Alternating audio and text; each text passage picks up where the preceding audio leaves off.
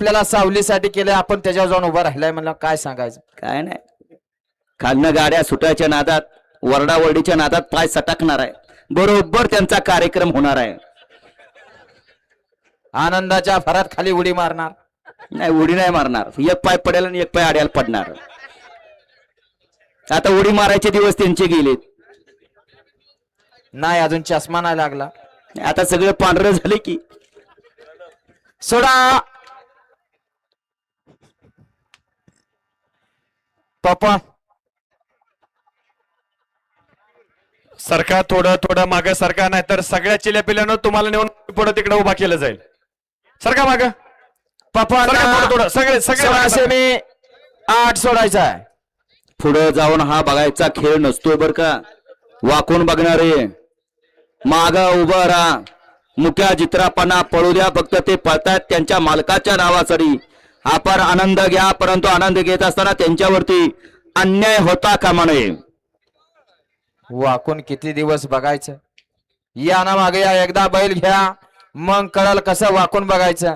परत येणार, परत फिरून आमच्याकडं. तेवढं माग सारा एकदा ह्यांना. त्याच असते आपलं बाळ आणि दुसऱ्याचं कार्ट. आपलं म्हणलं की मागं चला, दुसऱ्याचं म्हणलं की पुढं चला. परंतु दुसऱ्याचं चांगलं चिता आपलं चांगलं होणार का तर होणार.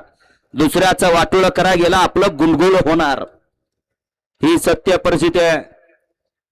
पहिली गोष्ट वेगळी होती, बापानं करायचं लेकानं फेडायचं. आता तसं नाही, जेनं करायचं तेनंच फेडायचं.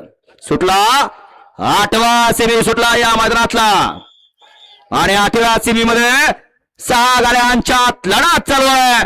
कोण होणार फायनलचा मानकरी. अतिशय सुंदर अशी लढत दोघात चालू आहे. कॉकटेलला बाजी मारली, तेही 400 कॉकटेलनं. तिसऱ्यांदा असलाच आला फायनलला. कसं महाग लागलंय बघ आता. नाव त्याचं बॉस. केमकरांचा बॉस.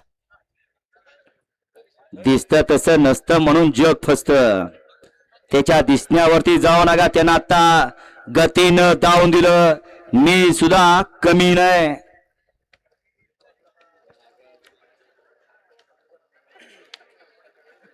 आणि मागा आमचा अजून गुरु शिल्लक आहे 9व्या सीमीमध्ये. कारण या गावठ्या बैलांचा देवदूत आहे.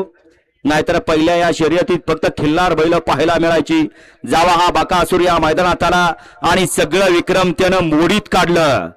माणसं म्हणायचे असा पाहिजे तसा पाहिजे, गळवण नाही पाहिजे, शिकूड आकूड पाहिजे. सगळे विक्रम त्या बाकासूरनं मोडीत काढले. आणि तवापासून अशी गावठी बैल आपल्याला मैदानात पाहायला मिळाली.